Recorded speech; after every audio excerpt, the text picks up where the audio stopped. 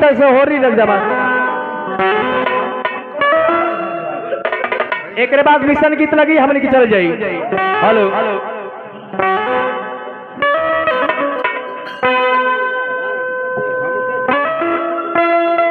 अरे फागुन में सरसों फुलाई लिए देवरू तोहरा पे मरवानो भाई।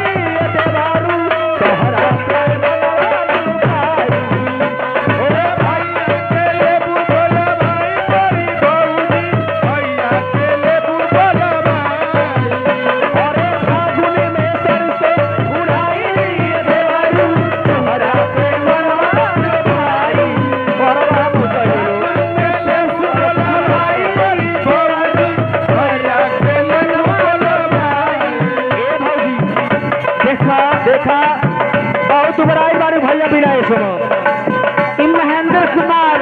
हाँ महेंद्र कुमार बरुआ गोदाम से आयल बा। भगवान करे कमाई में सोना बरसे।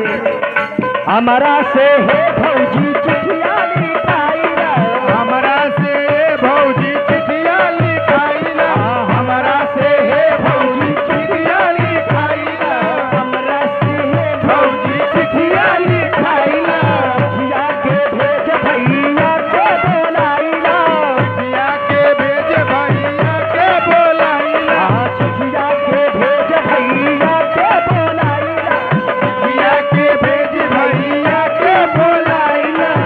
अभी है मनवा के ललसा पुराई, हे मनवा के ललसा पुराई, है मनवा के ललसा पुराई, ये भौजी भैया के ले बुलावाई। अरे भैया के ले बुला भाई भाई भौजी, भैया के ले बुला भाई, भैया के ले बुला भाई भाई भौजी, भैया के ले बुला भाई। अरे फागुन में सरसों उड़ाई ये देवारू तोहरा पे मनवा लुभाई। भैया के ले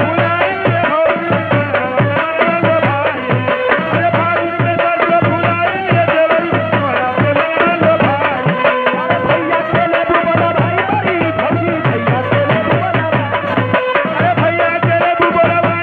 भौजी भैया के ले बुला भाई।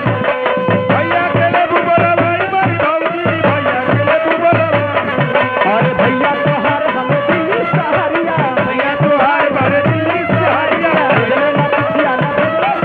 ना चिट्ठिया ना भेजले खबरिया।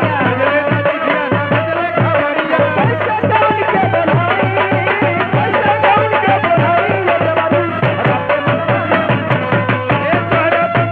लुभाई ये देवारू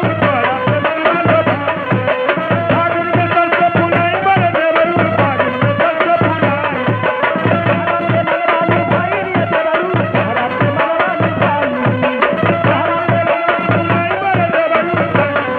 हालो पहली लोग की तरफ से